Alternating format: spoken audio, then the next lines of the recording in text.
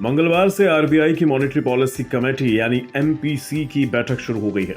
इस बैठक में 3 दिनों तक 6 सदस्यीय समिति देश के आर्थिक हालात, महंगाई समेत वित्त से जुड़े कई मुद्दों पर चर्चा करेगी। उसके बाद गुरुवार को एमपीसी के फैसलों की जानकारी आरबीआई गवर्नर देंगे, जिसमें रेपो रेट पर होने वाला ऐलान सबसे ज्यादा महत्वपूर्ण होगा। आखिर इस पॉलिसी के बाद ईएमआई पर क्या असर होगा, इसके बारे में एसबीआई की रिपोर्ट में विस्तार से जानकारी दी गई है। एसबीआई के मुताबिक 8 जून को आरबीआई 2023-24 के लिए विकास दर के अनुमान को 6% से बढ़ाने का ऐलान कर सकता है। इसके साथ ही महंगाई के अनुमान को 5.2% से घटाया जा सकता है। विकास दर में और बढ़ोतरी का अनुमान इसलिए संभव है क्योंकि अप्रैल मई में अलग अलग आर्थिक सूचकांकों ने बेहतर प्रदर्शन किया है। इसके आधार पर एसबीआई ने अप्रैल जून में 7.3 से 8.1% की विकास दर का अनुमान लगाया है। एक्सपर्ट्स का भी मानना है कि अप्रैल मई में मैन्युफैक्चरिंग और सर्विस सेक्टर में जबरदस्त मजबूती के चलते विकास दर के अनुमान में बढ़ोतरी मुमकिन है।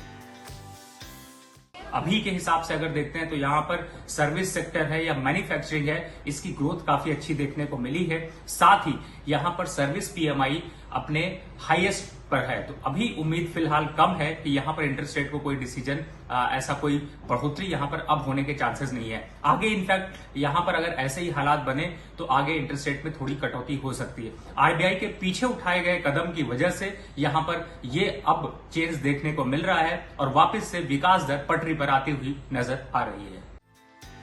अगर मैन्युफैक्चरिंग और सर्विस सेक्टर में आई तेजी को देखें तो एस&पी के सर्वे के मुताबिक मई में देश का मैन्युफैक्चरिंग पीएमआई 31 महीने के उच्चतम स्तर पर पहुंच गया।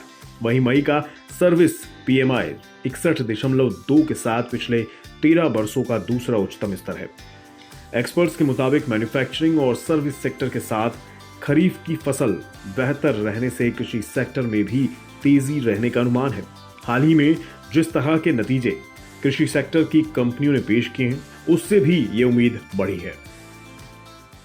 एंड मेक इन इंडिया के तहत कंपनी का कैपेक्स प्लान 200 करोड़ रुपए का इस साल का है और इसमें लार्जली हम अपनी कैपेसिटी इन्हेंसमेंट और बैकवर्ड इंटीग्रेशन पर इस इन्वेस्टमेंट को लगा रहे हैं ताकि केमिकल इंडस्ट्री में इंपोर्ट और चाइना ड्रिवन प्रोडक्ट्स की डिपेंडेंसी ग्रेजुअली कम की जाए, जिससे ना कि सिर्फ कंपनी को उसके प्रॉफिट को ड्राइव करने में फ़ायदा होगा, रादर फार्मर्स को at large effective cost per बेहतर सोल्यूशन भी दिया जा सकेगा। हालांकि अल नीनो के साए में मानसून की चाल पर भी कृषि सेक्टर की आगे की स्पीड निर्भर करेगी। इसके साथ ही एसबीआई ने महंगाई दर को लेकर बड़ा राहत भरा अनुमान पेश किया है। एसबीआई के मुताबिक अक्टूबर तक रिटेल महंगाई दर 5% से नीचे रह सकती है। अप्रैल में रिटेल महंगाई दर 4.77% थी। एसबीआई की रिपोर्ट के मुताबिक देश में निजी और घरेलू बचत में भी बढ़ोतरी हो रही है। ग्रामीण इलाके की मांग में मिला जुला असर दिख रहा है तो शहरी मांग में बढ़ोतरी हो रही है। इस सब के मद्देनजर उम्मीद है कि 2023-24 में देश की तरक्की की रफ्तार अनुमान से तेज रहेगी।